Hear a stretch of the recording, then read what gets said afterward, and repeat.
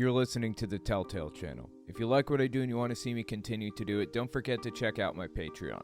And take a look at my other YouTube channels too. You can find some ad-free, uncensored, complete versions of my videos on my website, owenmorgan.com. And while you're there, don't forget to sign up for my email list to get early access to everything I release. All links are in the description. In this podcast, we're going to talk about Donald Trump's innocence. Is he really to blame for the things he's done? Let's talk about it.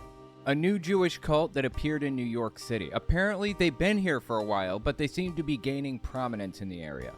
The Qanon movie, Sound of Freedom, performing poorly at the box office, and QAnon blaming the deep state for its bad performance. Once again, they found themselves playing the role of the victim. As they say, when all you know is privilege, equality feels like oppression. So the mindset honestly doesn't surprise me at all. Next, we're going to talk about Donald Trump's innocence. Is he really to blame for the things he's done?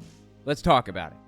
I don't know if you guys have heard this story, but there was a guy, I think in the 1970s, in Texas, who was married, loved his in-laws, surprisingly, that's not very common, loved his wife, loved his family, went to work every day, enjoyed what he did, he just lived his life and did his thing, and one day, inexplicably, he took a rifle in the middle of the night, killed his in-laws, who, may I remind you, he loved these people. These were good people. And then he went to the top of a clock tower and started firing off shots. I think he got 11 people before the police, got him. Deputized a citizen who got up there and wrestled it away from him.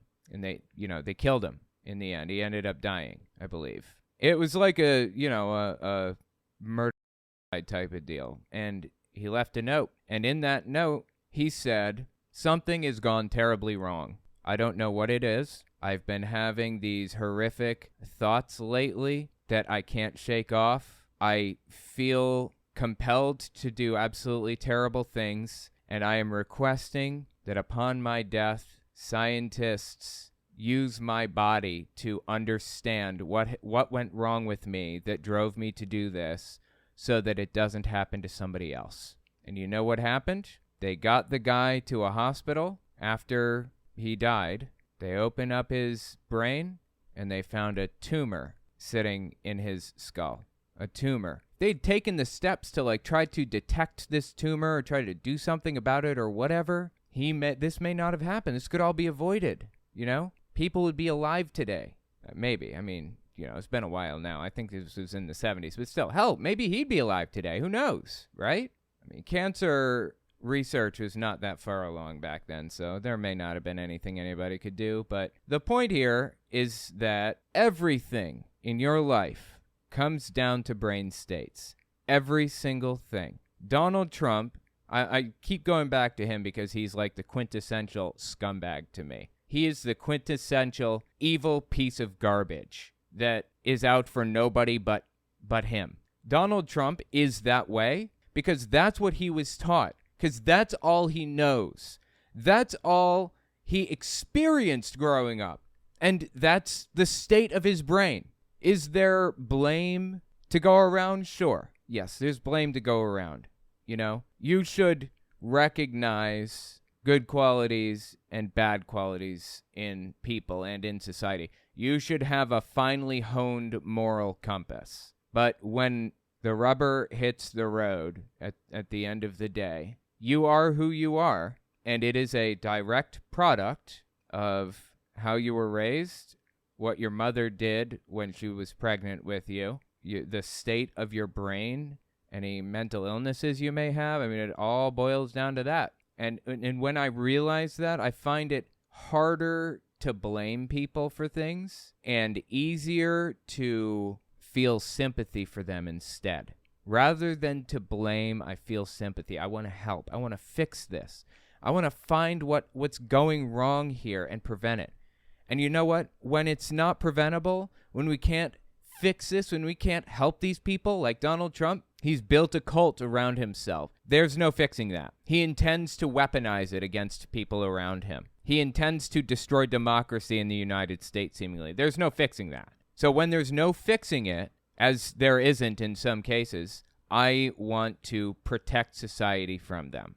Put them in a mental institution, put them in a jail, separate them from society for society's protection. But it should be a last resort. And when they're in jail, we should assume that they are capable of recovering from whatever brain state is haunting them that brought them to that point in their life. We should not look at jail as a punishment, but as a method of rehabilitation. Let me give you this thought experiment, okay? Think about this. I'm going to give you 5 seconds of complete silence to think about a city. Any city in the entire world. You can pick any city. 5 seconds, starting now.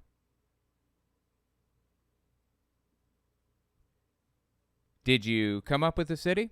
Which city was it? Was it Cairo? Most people probably know that Cairo is a city, right? Was it Xinjiang, China? Many people may have heard that name. Was it Moscow, Russia? And how did that city come to you?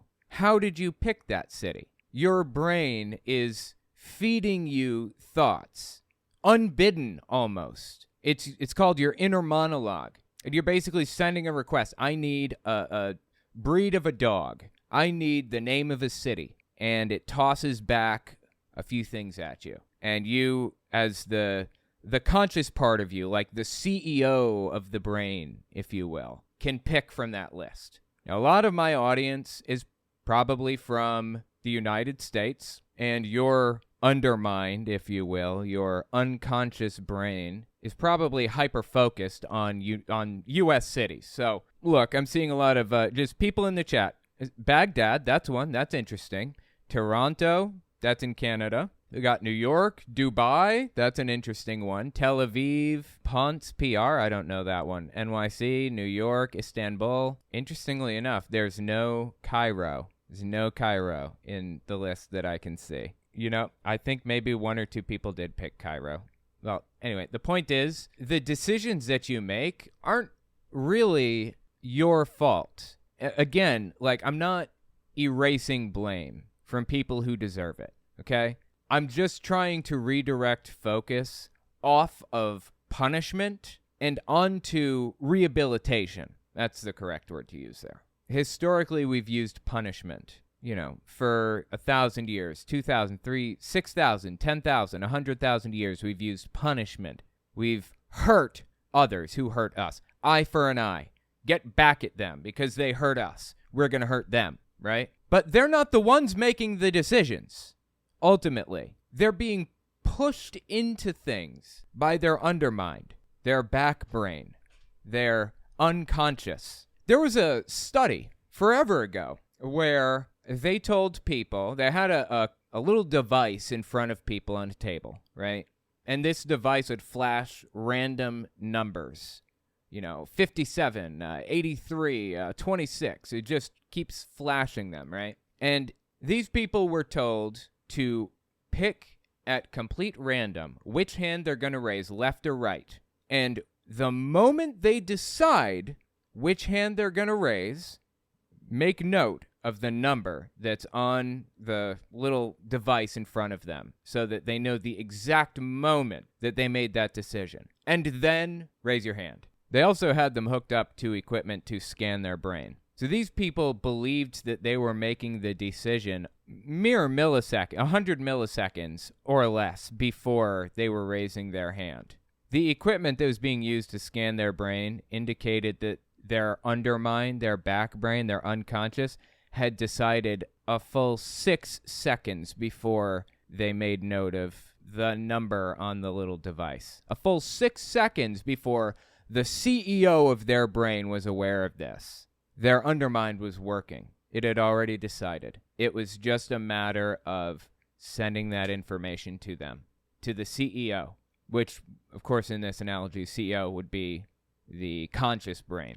I don't know if you guys have ever heard of alien hand syndrome. You ever heard of that one? That's fascinating, where somebody will be walking along one day and just out of nowhere, their other hand starts just doing its own thing, just knocks things off of shelves as they're walking, or they have no control over it. It's just, making decisions for itself almost. It wants water. It's going to grab the water. It's going to take a sip. That is the direct result of there being kind of a break in the undermined. There's one CEO who's making decisions, but the undermined is the one that's really making the decisions here. And there happen to be two undermines in this scenario, and one of them is fighting with the other. And the CEO is completely unaware, has no idea what's going on. What's even more fascinating is when people with this syndrome do something, or, they have no experience with it, they don't even realize that they have this. When they do something, like, their leg or their legs are alien legs, for example. They stand up and they start to walk down the hall. There's no reason for them to walk down the hall. And the researcher asks them, why did you do that? Why did you take a sip of that water? Why did you grab that cup? Well, I was thirsty. Well, I was just going outside for a smoke break. Their conscious mind will make up a reason for why they did what they did, an explanation for it. When in reality, it was the undermined making the decisions the entire time. The CEO had no part in these decisions at all, but they'll come up with a reason anyways. Again, I will reiterate. The point here is people aren't really to blame for their decisions. Not really. Society needs to be protected from the worst of the worst. Society needs to be protected from Donald Trump. Society needs to be protected from people who are aware of how psychology works and exploit people's vulnerabilities and take advantage of them to grab a hold of them and use them to their own ends, like Hitler did, like Donald Trump has done. Society needs protection from people like that. But those people are like that because of how they were raised, because of the brain states that they have experienced. Free will is a religious concept, not a scientific one. Anyway, just something to think about. I know, like I said, it was a little bit scattershot there, but hopefully I can piece this into a coherent kind of theme and explanation, a video that means something and is kind of interesting. That's the psychology of it. That's how the psychology works. The most important point that you can possibly pull from what I just explained about how the brain works and how people think and everything, most important point you can pull from this is that we should be focused on rehabilitating people instead of punishing them. Punishing people is what we were doing 10,000 years ago. Punishing people is what we were doing in biblical times. Why are we using a morality that's 6,000 years old when we have new information that explains our behavior and our undermined and our understanding of everything so much better than we had back then? People used to think that your thoughts came from right here, from your heart, not from your brain. They didn't realize that this is the thing that was doing the thinking, because this is the thing that felt when something happened. You get scared, you get anxious, or you feel love or something. The emotion, the feelings came from here, and they thought that's where the thinking came from as a result. We have advanced so much, even in the past 50 years, even in the past 100 years. We need to move away from a punishment-based system desperately and move to a rehabilitative system.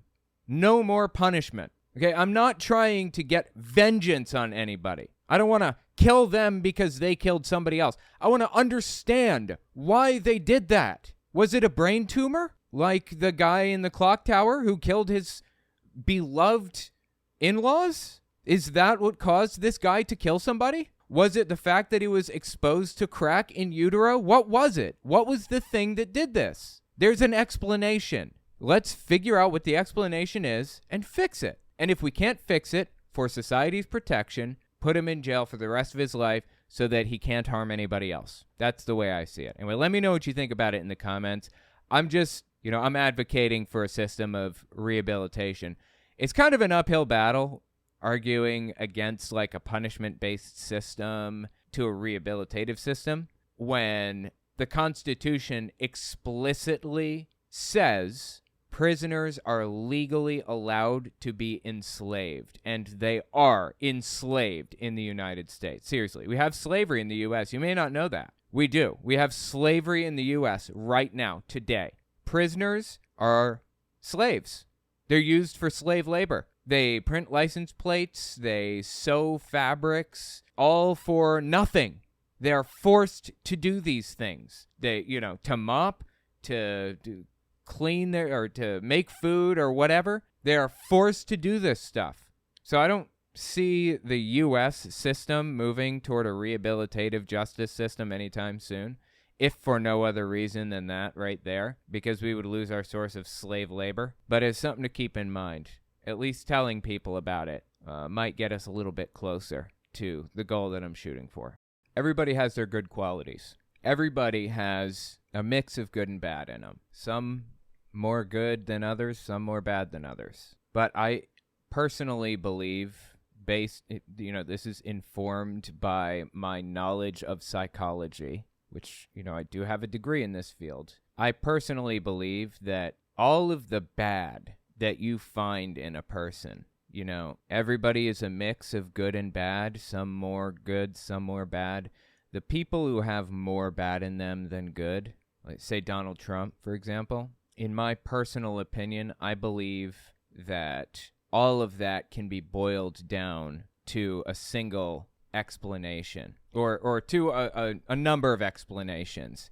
They experience the same type of abuse when they were little. They maybe have a mental condition where they just simply can't feel empathy. They don't care. Psychopathy, antisocial personality disorder comes down to mental illness and past experiences. In my opinion, that's what the bad in people comes from. How was Donald Trump treated by his dad? I have to wonder. His dad was a terrible scumbag.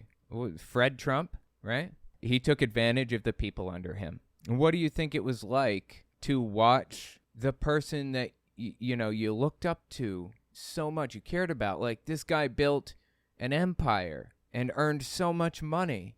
Like, he was your hero, and you're learning from this guy.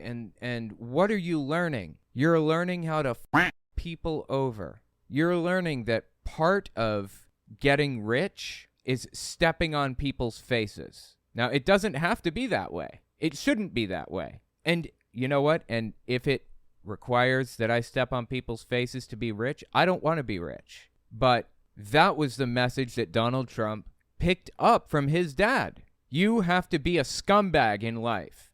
You have to f these people out of every penny that they have.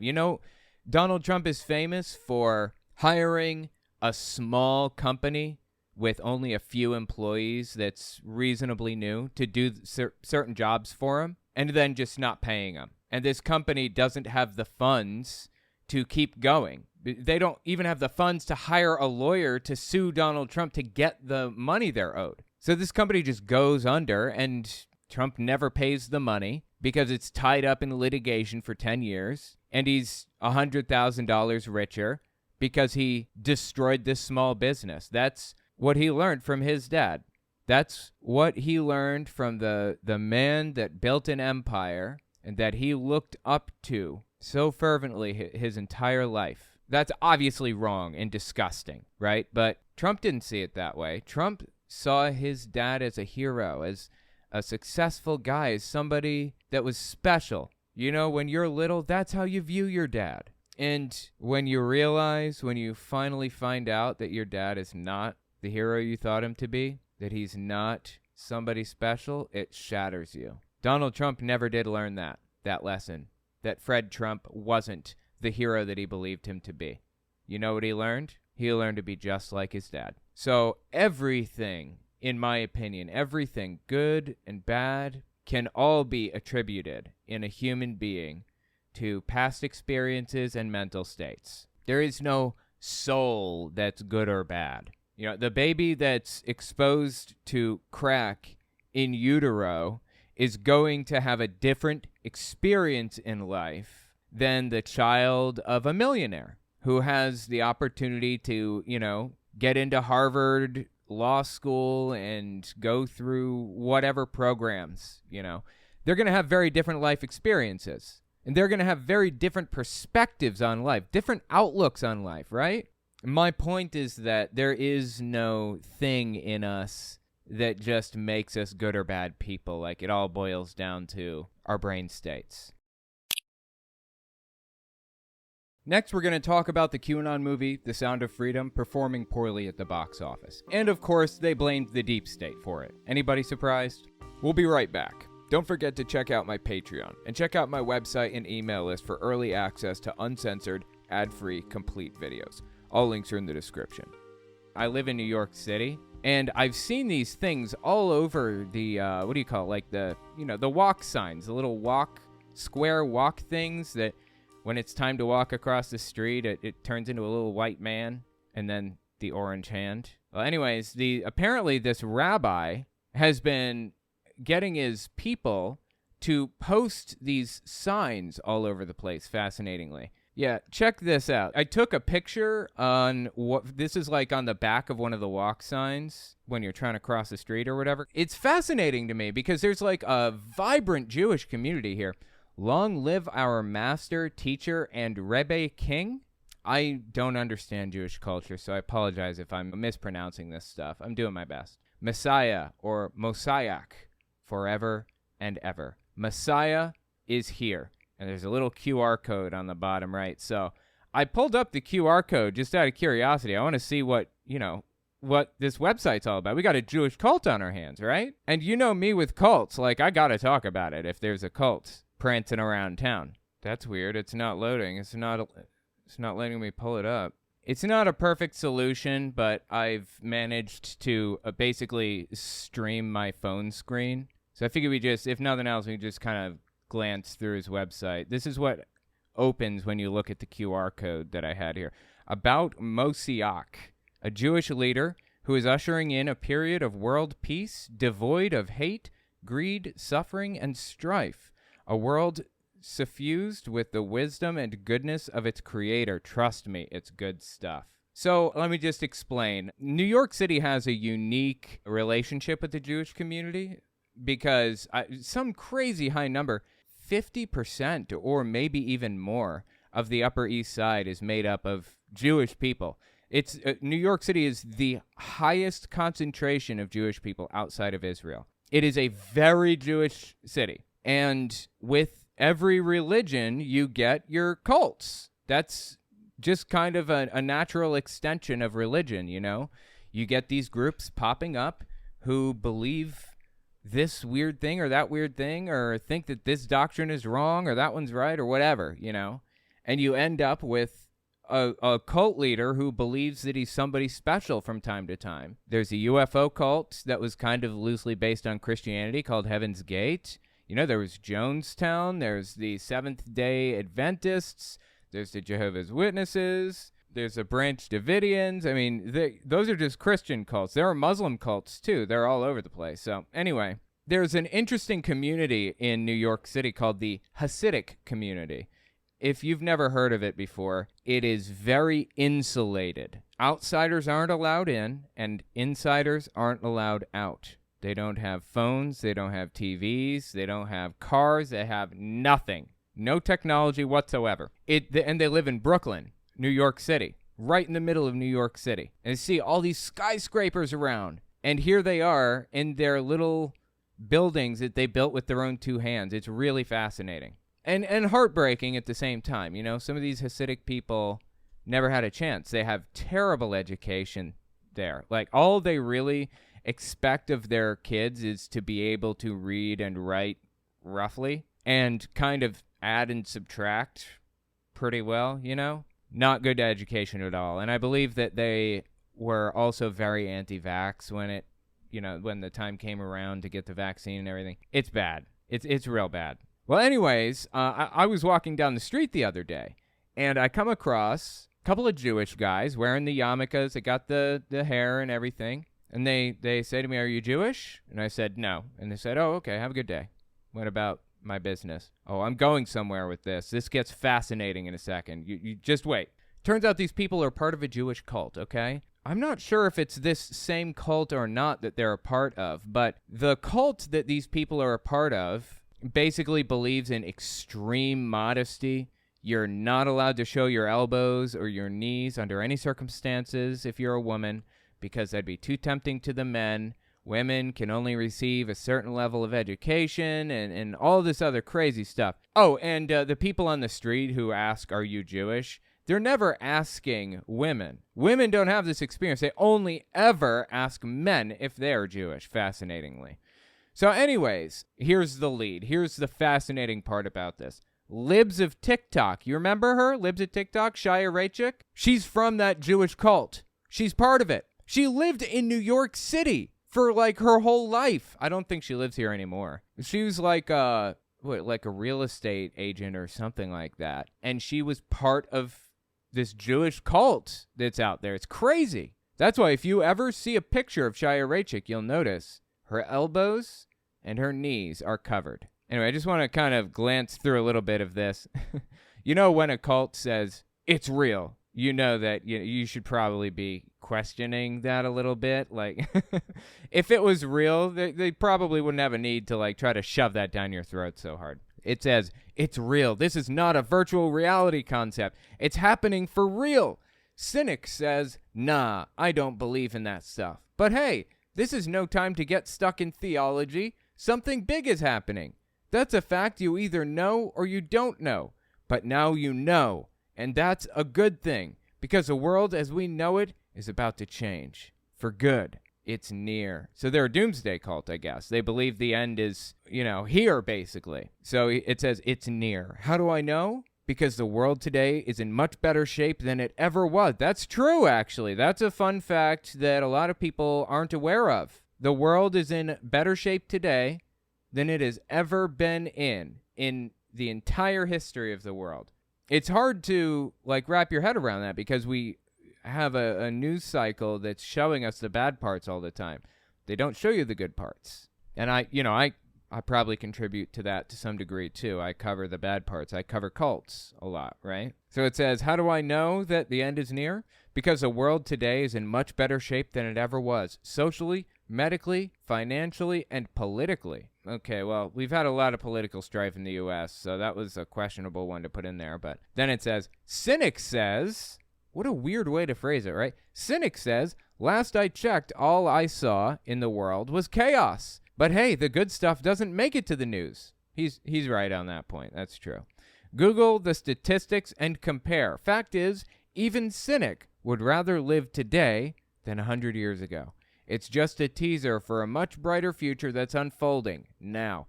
Yeah, he's correct on this, and this is what a lot of cults do. They will find a fact that isn't really widely believed, that they are 100% correct about. Like they'll find a myth and they'll debunk that myth, and they'll use that as the basis to legitimize the rest of the belief system. Like they'll leverage their way into convincing you by giving you this statistic. For example, Jehovah's Witnesses do this exact thing with a couple of their teachings. They talk about the Trinity being fake. That's accurate. The Trinity is not in the Bible. Not actually. And Jesus never believed that he was God and the Holy Spirit. He believed that he was a separate entity. The Trinity is fake. And hellfire is fake. Those are two things that were not in the Bible, that are not backed up by anything theologically in Christianity, that Christianity has absolutely no reason to believe whatsoever, but they do anyways. And Jehovah's Witnesses debunk it, because it's easy to debunk. All you got to do is go to a few legitimate Bible scholars who have studied this stuff, and they'll tell you all about it. And once you find that out, that the Trinity is fake and that hellfire is fake, that it's not actually in the Bible, that it was added later by monks at best, and at worst it's just not there at all. Once you find that stuff out, you're like, these people might be onto something. Maybe they know some information I don't. I should follow up on it. I should look into it. I should believe more of what they say. In reality, they're just using this stuff as a tool to gain credibility. Exactly. That's Jehovah's Witnesses' tactic.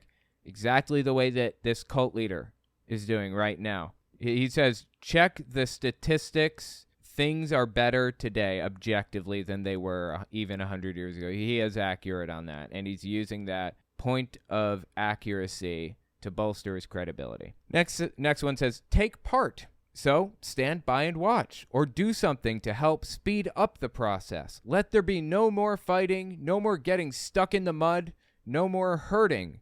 Let there be more kindness, more goodness, more being there for each other, more awareness of God. And interestingly, it's spelled G-D. Are you not supposed to say the name God in Judaism? I know the holy name was not supposed to be pronounced, Yahweh. And so they added the vowels for the word Adonai, meaning Lord, into it, so that when you reached the holy name, YHWH, it was impronounceable, garbled nonsense. And you would realize, oh, I'm not supposed to pronounce this, so I'll just keep on going when you're reading the Torah or whatever. That's how we ended up with Yahovah as the commonly accepted name. People went back later and added the vowels for the word Lord so that the holy name would not be pronounced because there was a superstition about it. And passing through Germanic regions, Y's are pronounced like J's, W's pronounced like V's. You end up with the name Jehovah. So that's where the name came from. It's not actually in the Bible. It's not God's name in any way. J's didn't exist until the 1400s. God's real name was Yahweh. I apologize to my Jewish listeners. But I guess not only does this guy, right here, see, not only does he not want you saying Yahweh, he doesn't want you saying God, apparently. Put a dash in there. Maybe he should do the old tactic and insert a nonsensical letter in there, like a P, GPD or something, right? You have to pronounce it like GPD. It just, it wouldn't make any sense, so. More awareness of God, more meaning, more joy. Bring it on. Bring Mosaic now. And I guess Mosaic is a title, Messiah. So he's a Jewish guy that believes that he's the Messiah. If you remember your theology, just a reminder in case there are some atheists who have never been a Christian in my audience. Jesus was Jewish, and there was like a Jewish belief that a Messiah was going to come along, and he was going to, spark the end and take political control of Israel and all this other stuff. Jesus never actually fulfilled the expectations in the Old Testament, but he'll do that when he gets back. We're not going to pay attention to that. We'll think about that later when he gets here. So anyways, this guy, Mosaic, I guess, it's more of a title than a name, but he's kind of taken it as a name. It's like calling yourself governor or president. Kind of weird, right? Anyways, this guy Mosaic fancies himself on the level of Jesus. He considers himself to be in the same role as Jesus. Just doesn't believe that Jesus came along. Looks like there's a YouTube video that comes with it. Is this like, it's a CNN video apparently on YouTube. Is this like an interview with him or something? Tell us the message you have for the world, about Mashiach, the message you have. Moshiach, exactly like my Kootmaster, my guy, my Jewish chatter told me about. Moshiach, interesting. Tell us the message you have for the world, about Mashiach, the message you have for the whole world, about the Mashiach. Yeah, I have printed it. It was printed in all the press of all the... Okay, now hang on for a second here. For just the audio listeners, he's speaking in another language, presumably Hebrew. He says, yeah, I have printed it. It was printed in all the press in all the countries. If you want me to repeat it, Moshiach is ready to come now. And I get he calls himself Moshiach, right? Which means Messiah, I believe. Messiah is ready to come now. And he's using that as a title for himself. It is only from our part to do something additional, so people should be doing at least a little more, then Mashiach will come immediately. That's what he said.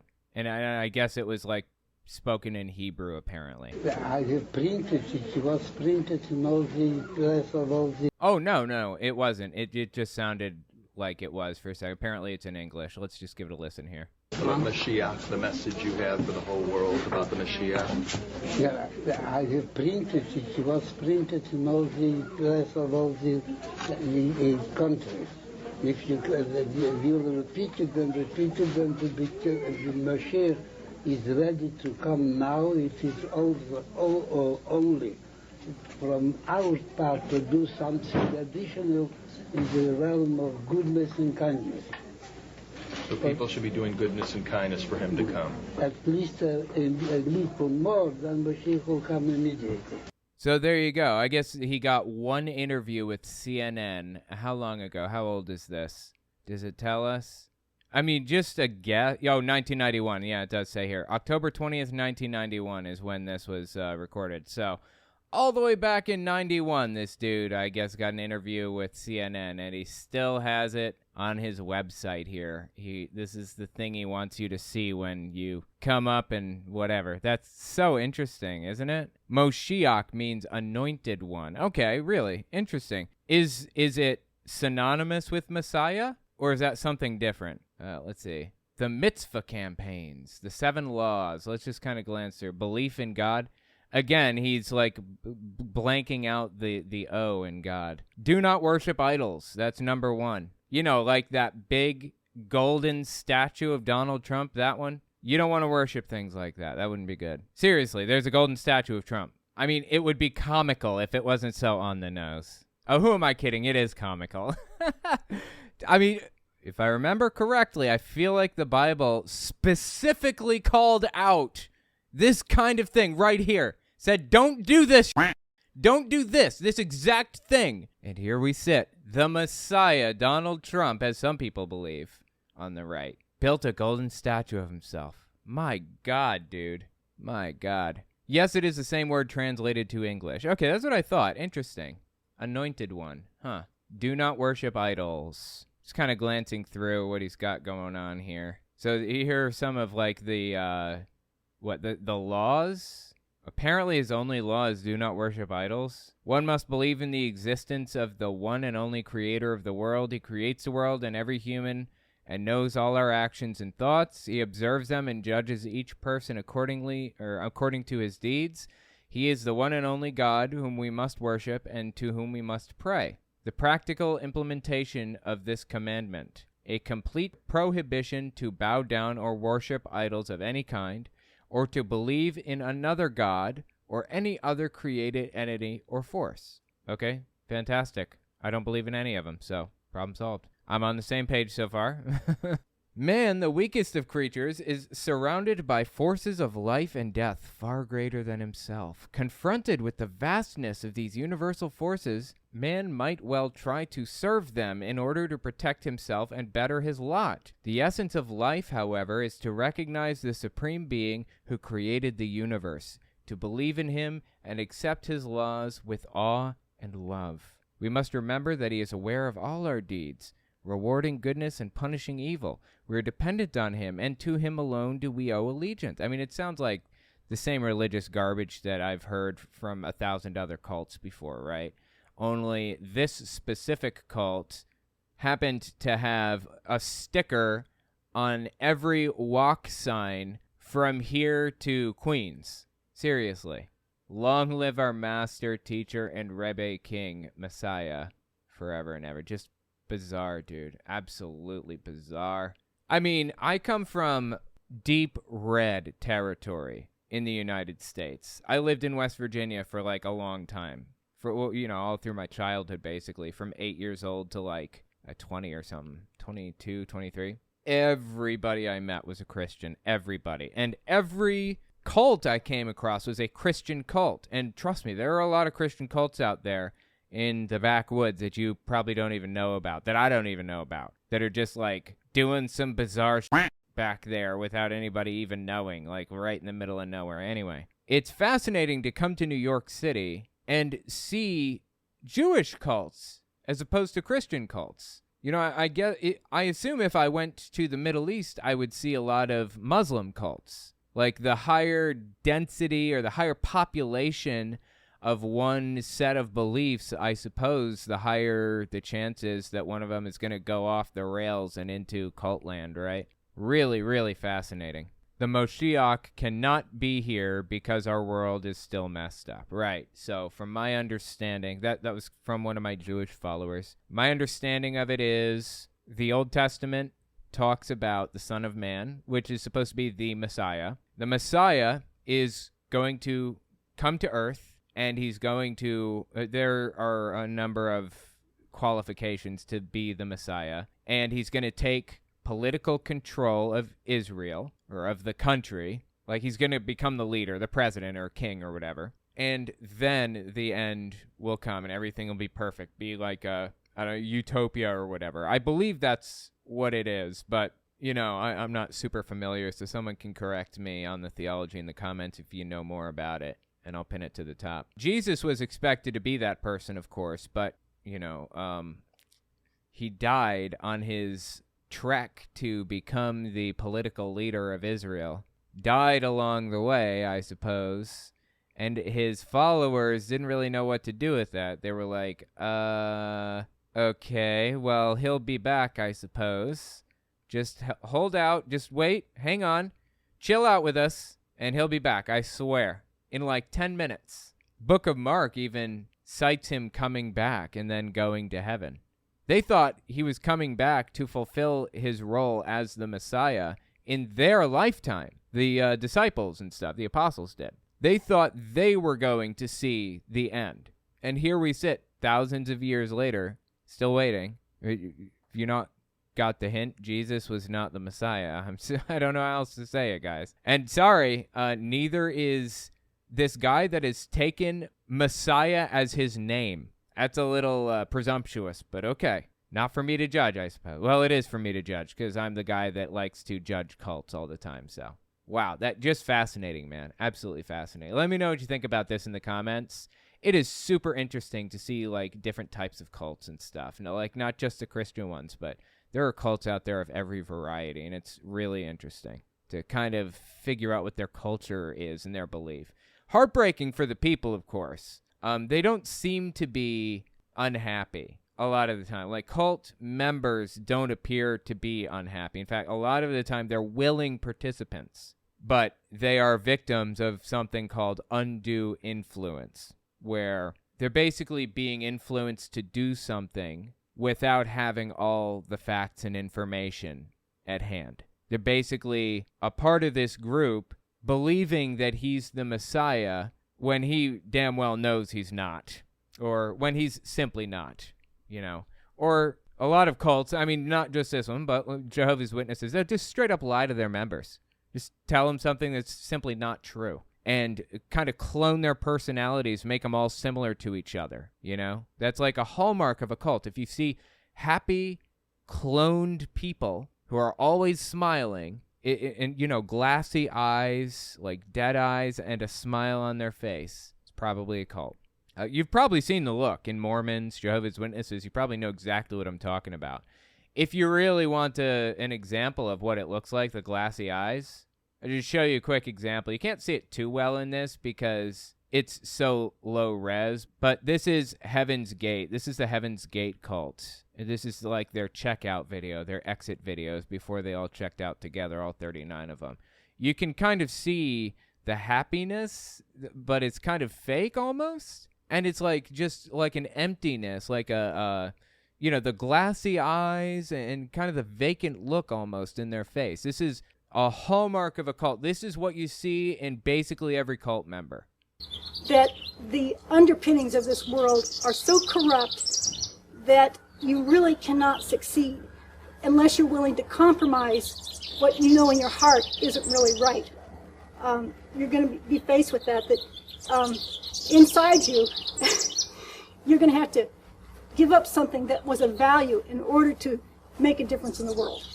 Give up something of value in order to make a difference in the world. And in her case, she believed that the thing that she had to give up to make a difference was her own life. The very next day, or maybe even that night, 39 people, including her, checked out together. I've watched the initiation tapes for Heaven's Gate already on my Unfiltered channel. If you want to see like the whole breakdown, then we can go through it. But I just want to show you the glassy eyes. Just look. I mean, this is a better closer up shot of the glassy eyes. This is a hallmarker of a cult. This is how you can tell when you see somebody's eyes like this. Like look at the way that he stares at the camera. Gave me birth into that kingdom level above human, that kingdom of heaven, that kingdom of God. Now you can say, well, I can't believe that. Well, he just told the camera that he's Jesus, and so that's why he's saying that. Let me see if I can step back a little bit, and you can hear his admission. He would speak of them and how they would speak of us. Now you keep saying us. Who do you think you are? Well, I, in all honesty, must acknowledge my Father. So he's trying to ease you into the idea that he is Jesus. Kind of similar to Mosiah here, right? Kind of similar to this dude right here. He's claiming to be the Messiah, just like Doe of Heaven's Gate, a Marshall Applewhite, called himself Doe. My Father is not a human father. My Father is a member of the evolutionary level above human. The point, though, is the glassy eyes. Look at the look in his eyes. It's a hallmark of a cult. That's the kind of thing that you can expect from a cult member. And I'm sure you've seen the empty smile in, like, a Mormon before that you've been talking to, right? Mormon comes up to you and says, hey, how's it going? And they're just, like, lit up and smiley. It's part of the personality that's been programmed into them. The kingdom of God, the kingdom of heaven. So, anyways, yeah. That's cults for you, man. That's cults for you. It's crazy stuff. Let me know what you think in the comments. Next, we're going to talk about a new Jewish cult that appeared in New York City. Apparently, they've been here for a while, but they seem to be gaining prominence in the area. We'll be right back. Don't forget to check out my Patreon, and check out my website and email list for early access to uncensored, ad-free, complete videos. All links are in the description. There's this movie called The Sound of Freedom. I don't know if you guys have heard of this. It's got Jim Caviezel as the star. Jim Caviezel played Jesus in The Passion of the Christ and is apparently really, really close with Mel Gibson. And he's a complete QAnoner. Like, to the core. He believes in the QAnon ideals. He believes in the adrenochrome and drinking children's blood, the whole 9 yards, for real. Listen to what he had to say here. This is actually newer than the other one that I have. This is from mid-June 2023. This is leading up to the release. Yeah, leading up to the release of his movie, Sound of Freedom. Sound of Freedom released on July 4th, of course, Independence Day 2023. I believe it was filmed all the way back in 2018, but they didn't really have a market for it, from my understanding. I've said this 1,000 times. I'm going to say it again. Fact check everything that I say. I could be wrong on that. I'm pretty sure this was filmed in 2018, and they finally decided to pull it off the shelf and finish it, basically. Do the editing and clean it up and everything. And in between 2018 and now, Jim Caviezel has turned himself into a figure within the QAnon movement, like a popular figure within QAnon. So anyways, listen to what Caviezel had to say here. Check this out. But it was worth mentioning when I talked about adrenochrome. And I talked about that in the organ harvesting, which I didn't go into. And there's over 2 million in that one, and another 2 million in another one. Is he saying that there are like 4 million people involved in organ harvesting and like adrenochrome and stuff? Adrenochrome's fake, by the way. I don't know if you're aware of this or not, but QAnon claims that adrenochrome is a drug that is like the most desired by the elites of the world or whatever. Just completely made up. It's fake. It's not real. There is a substance called adrenochrome, and it is oxidized adrenaline. So when adrenaline pumps through your body, you jump out of an airplane and you pull the parachute, you got adrenaline pumping through. When you start to calm down again, your body basically attaches oxygen molecules to the adrenaline to make it inert, basically, to remove its effects on you so that you stop feeling that, blood pumping, that crazy adrenaline feeling that you're feeling. That's adrenochrome. When oxygen attaches to the adrenaline molecule, that is adrenochrome. It is inert adrenaline that your body has already processed out. And the claim is from QAnoners, of course, is that you have to harvest adrenochrome from living children who are, you got to get their adrenaline pumping, and then you pull the adrenochrome out of their blood or whatever. And it's like this drug that you take. It's not. It's a super simple substance to get your hands on. It's not hard. It's not unethical in any way. If you want adrenaline, which is what I assume they're trying to get, is the high from adrenaline, go running. You get a runner's high from at least partially adrenaline. It's from endorphins releasing, really. But running will actually get you high if you do it enough. If you get into a habit of doing it every single day, you get a runner's high is what it's called. Go skydiving. You want adrenaline. Hell, get an EpiPen and stick it in your leg if you really want adrenaline. Seriously. Adrenochrome, if you take it, all you have to do is, take blood from somebody who has had adrenaline pumping through their body recently. It doesn't have to be taken from children. It doesn't have to be taken unethically. It's not like you gotta, crack their head open and whatever they believe about it. You just, you donate blood and it has adrenochrome in it, and they can isolate the adrenochrome and run tests on it. And scientists have used adrenochrome for various different types of scientific testing and stuff. If you take it, if you eat it or drink the powder or whatever that is adrenochrome, it just gives you a mild headache at best. That's what adrenochrome does. It is a fake, made-up drug from a movie called Fear and Loathing in Las Vegas.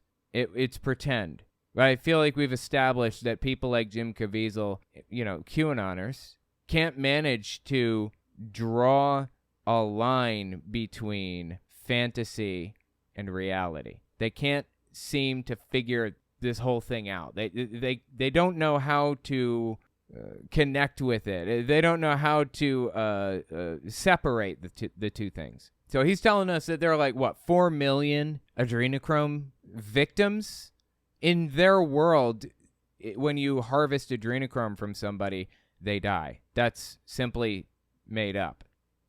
It's on a world level, and all the biolabs that Senator Rubio talked about with the ambassador to Ukraine. I believe it's just all of this is made up nonsense, dude. There are no biolabs in Ukraine. That is Russian disinformation that was fed into the QAnon pipeline. I mean, the month that Vladimir Putin invaded Ukraine, he did what was called the fire hose method, the fire hose propaganda technique. And the idea is, think about it like this. You're on Twitter and you're posting a bunch of different videos. Just take my Twitter account. I post videos, not anymore, but I used to post videos of Jim Caviezel saying crazy stuff, or Mel Gibson saying something crazy, or Steven Anderson, or whoever. The people I cover, Hank Kunneman and Flashpoint Gang and all those people. I used to release videos of them on Twitter every so often, and I would, see some of them do really well, some of them not do so well. I got one video with Lauren Boebert that got something like 500,000 views. I got one video that got I got one video on Twitter that I think it got 10 million or 20 million views. I don't remember, but it was footage of Patriot Front training for war. Anyways, the idea is on Twitter, you just put out a variety of different things because you don't know what's going to be popular. You don't know what's going to rise to the top, what people are going to want to hear about. So you just put out a bunch of stuff all at once and just see what happens. See which thing is the most popular with people. That is, in essence, the fire hose propaganda technique. And it was heavily implemented by Vladimir Putin in 2014 when he first invaded Ukraine. Yeah, you may not remember this if you weren't politically engaged at the time. Putin invaded Ukraine in 2014. So back in 2022, I think January 2022, Putin invaded Ukraine, and immediately after that, he activated his propaganda network, and you can see evidence of it. plain as day. So he was using the fire hose propaganda technique. He was throwing anything at the wall and seeing what sticks, basically, through every media outlet he could. He used QAnon to spread the conspiracy theory that there were biolabs, and the one that they loved the most, which is child trafficking dens. Russia was going into Ukraine to find child trafficking dens. 1 month after Putin invaded Russia, the entire world is turned against Putin, right? He has basically zero support, Putin does, for this war. Almost none. And QAnoner Delora O'Brien and other QAnoners come out of the woodwork with some really interesting and oddly specific conspiracy theories. I'm not on Putin's side. I'm not on Zelensky's side. I'm not on Trump's side. I'm on God's side. Now, remember, this is immediately after the Ukraine war started, after Putin sent his troops in. This is early March 2022, so it's like a month, maybe a month and a half, like 6 weeks after the war started, after he actually sent the troops in. God's side is the side of truth. It just so happens that right now, our President Trump is on the side of God. Also, believe it or not, so is Putin. This was an absolutely bizarre thing to hear from somebody at this moment in time, when Putin had such little support worldwide. I think the UN voted, there's a resolution in the UN, should they withdraw from Ukraine or something like, I don't remember what it was. Around this time, this vote took place, and there were only 6 countries who did not vote to withdraw from Ukraine.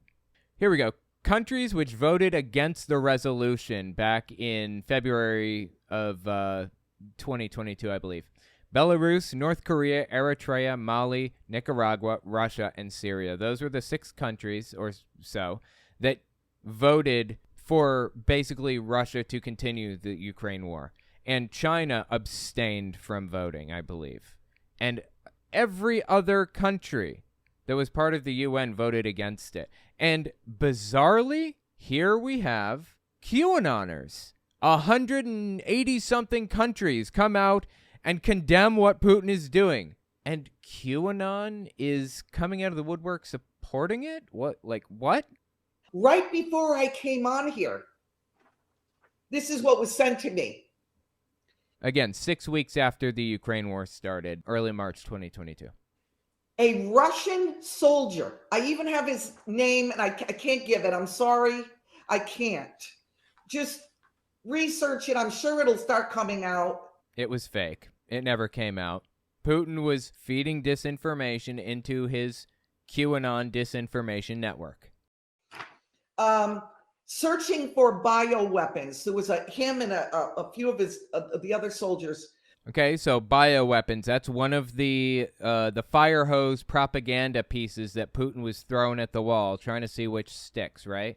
Bioweapons. He also said Nazis. They were fighting Nazis. There were a bunch of Nazis all over Ukraine. Remember all that? So Nazis, bioweapons.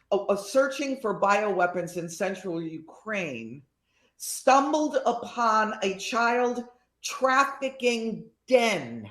And that one, my friends, is what got QAnon whipped into a blood frenzy. That's all it takes. You tell QAnon that there are children involved and they will lose their minds and believe it without question. No matter how outlandish or ridiculous or nonsensical it is. They'll believe it without question because it has the word child in it. She gets real specific. Apparently, whoever sent her this supposed dump of information or whatever, or just this whistleblower, this claimant or whatever, got really specific with what they claimed to have seen in Ukraine. Dimly lit, filthy bunker holding approximately 100 young boys and girls. Just made up, dude. It's just ridiculous. So that's just one example of the fire hose of falsehood method. It's a propaganda technique that may have its roots in Putin in 2014. He may have invented it in 2014, but just like on Twitter, when I send out, 100 videos with all of different subjects, I want to see which subject hits the best, which one is most interesting to an audience. Putin throws out as many propaganda techniques as he can to see which ones stick the best, which ones are the most likely to grab the hearts of everybody, of the people listening, the most likely to convince the listening audience, which should be everybody, because these conspiracies are going out on every single media outlet that he can get them out on. QAnon and even mainstream outlets, social media bot networks, pushing this stuff out, anything he can use to push these conspiracies, as many as he can possibly push.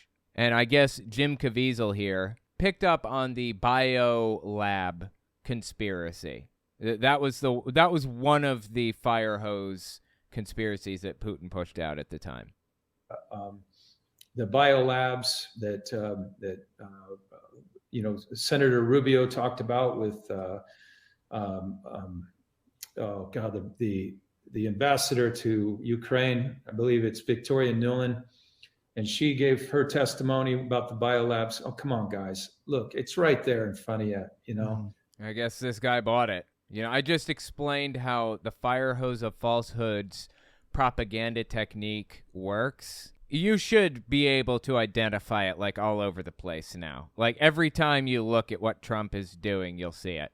He throws out every conspiracy theory under the sun when he knows that the media is zeroed in on him. Whatever he can do to capture people's attention and spread as much falsehood as humanly possible gives him the opportunity to see which things are the most popular with his believers. So anyways, yeah, Jim Caviezel, QAnoner, obviously part of a disinformation network, probably unknowing or unwittingly, doesn't even realize, released his movie Sound of Freedom about saving children. It's supposed to be based on a true story. Of course, based on a true story is very loose.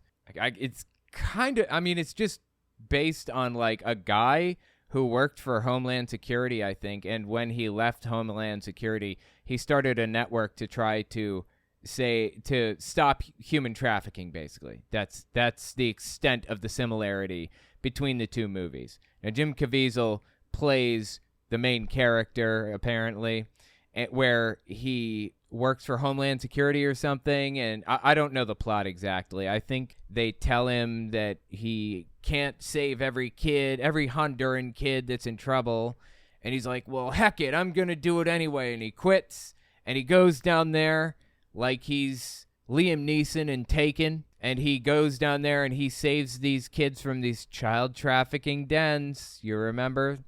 All this stuff coming from QAnon is largely inspired by Russian disinformation. I believe that QAnon is a Russian disinformation network. It exists solely for that purpose and is used for that purpose too. I don't know if it was created for that originally, probably not. But eventually people saw the value in it in Russia and started to spread conspiracies through it very easily. They'll buy anything. QAnon will. If they will buy the idea that JFK Jr., who died in 1994, is going to secretly return, and they believe it so fervently, this is real, this video I'm showing you, they believe it so fervently they will show up at the grassy knoll and wait for him to appear. For real. These are QAnoners waiting for a dude that died in 94 to show up to run as Trump's vice president. You can see QAnon shirts like all over the crowd. That's why these people are here, to wait for JFK Jr. to show up. If you can convince people of this, you can convince them of anything. And Putin knows that and uses that to his advantage. Jim Caviezel fell for it. So anyways, Jim Caviezel was in this movie, Sound of Freedom, and it was about him going to the Honduras to save a bunch of children that were being trafficked or whatever. It's like a QAnon dream movie. When in reality, the QAnon figures of child trafficking or human trafficking are way overblown. They claim 400,000 kids per year go missing. And that's like 4 million kids over the course of 10 years. So where are these 4 million children? In reality, the number is not 4 million over 10 years. It's not even 400,000 in 1 year. That's a fabricated number. That number that QAnon cites as how many children are taken each year, the entire basis for this movie, Sound of Freedom, that number, 400,000, was the number of reported incidents to police of children that had gone missing. And upon further investigation, all you had to do was like call around and find out from these police stations exactly what happened. Most of them were recovered. Many cases were, little Timmy is at the mall with mom, and mom is looking at earrings at Claire's, and little Timmy sees that there's a Baskin Robbins across the hall there, so he walks over there to check out the ice cream and, just kind of tries to get behind the little thing and grab some ice cream without anybody seeing.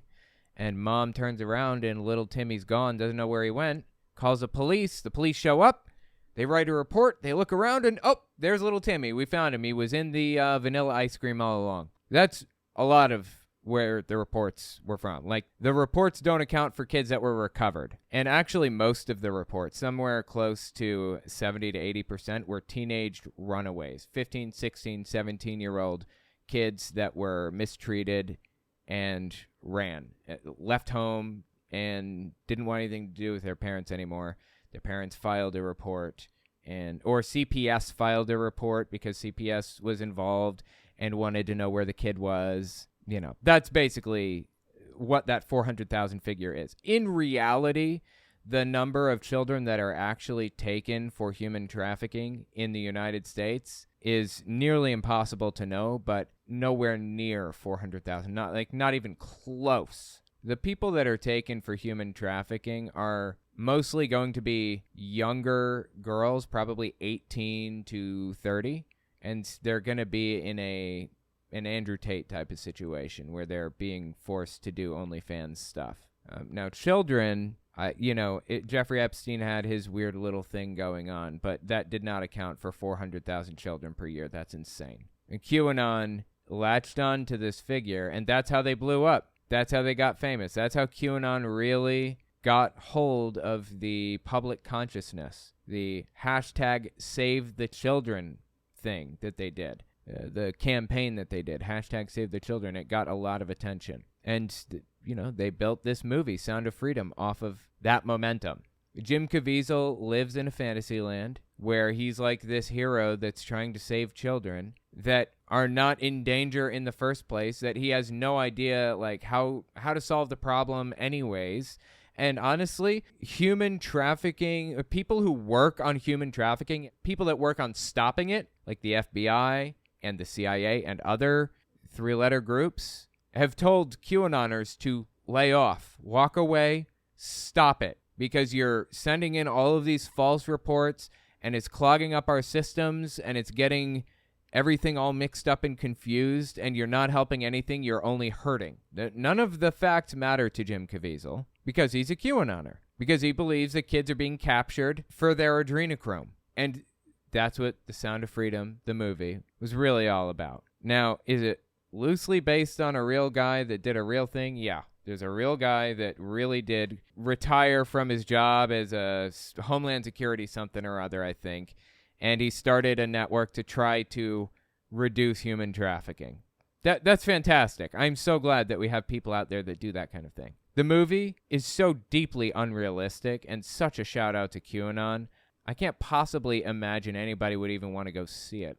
And aside from all that, there are tons and tons and tons of TikToks of people coming out and saying, we went to see Sound of Freedom and they were sabotaging the movie. They left the lights on the whole time. It was freezing cold, or it was burning hot, or they're just making up these stories of how the theater was like an inhumane location because of that movie, because that movie was playing. If the theater didn't want to host the movie, they don't have to. That is the theater's choice. Theaters choose to host a movie because they think it might bring eyeballs in and they have an extra theater open, so why not? You think that, they're sabotaging their own sales, really? It's just like conspiracy brain all the way down, all the way down. And again, that's where you get people showing up at the grassy knoll waiting for JFK Jr., okay? The same people. So Jim Caviezel, in promoting his movie Sound of Freedom, mentioned adrenochrome and biolabs in Ukraine in the first 37 seconds of this clip. And so I think Gullible's travels are over for most Americans now. And that's what is making them quake in their boots.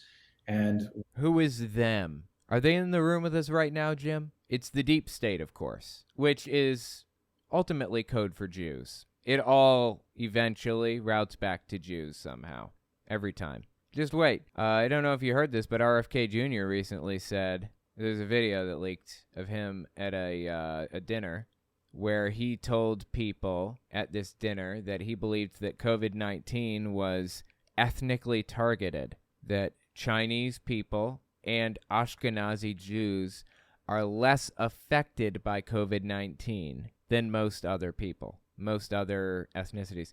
Complete nonsense, all of it. It's all made up, every last bit. But it doesn't matter if it's made up. They're going to make the claim anyways, and people are going to believe it.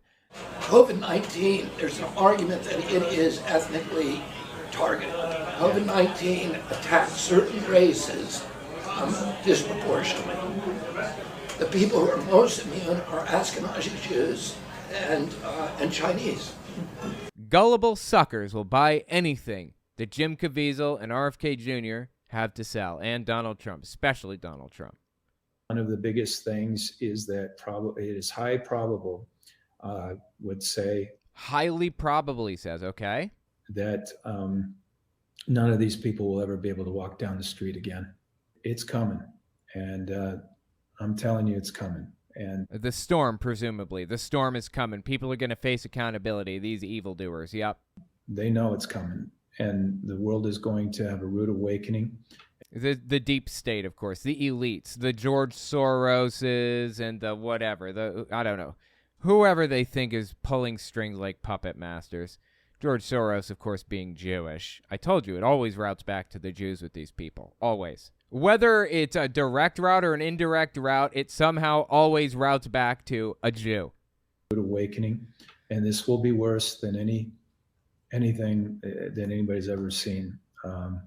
And so, but I'm okay. But what's worse specifically? Are you talking about something on par or greater than kind of the Nuremberg trials, or? It's greater than all of that because it's killing every child, every baby from every religion. Like people, everybody's going to want retribution. From all of the countries in the world. Yeah.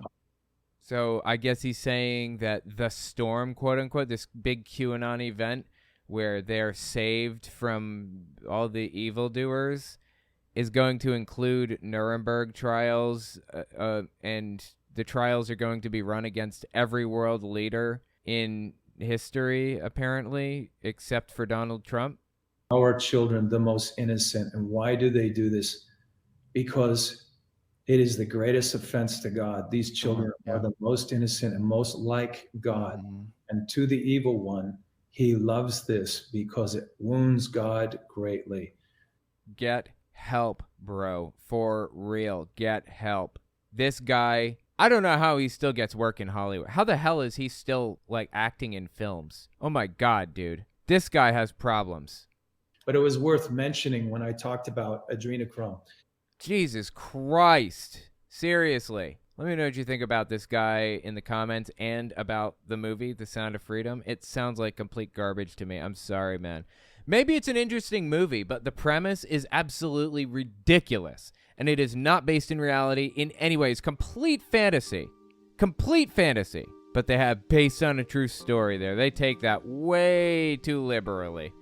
That's all I've got for you. If you like what I do and you want to see me continue to do it, don't forget to check me out on Patreon. And take a look at my YouTube channels. Owen Morgan, where I talk about religious issues. Telltale Fireside Chat, where I talk about politics. Telltale Unfiltered, where I do long-form breakdowns of stuff like this, and Telltale Reads, where I read books by televangelists and others. I release everything in parts, but every part stands independently of the last, so you can jump in anywhere and I'll make sure it makes sense. You can find some ad-free, uncensored, complete versions of all my videos on my website, owenmorgan.com. And while you're there, don't forget to sign up for my email list to get early access to everything. All links are in the description. Okay, thanks for watching, guys.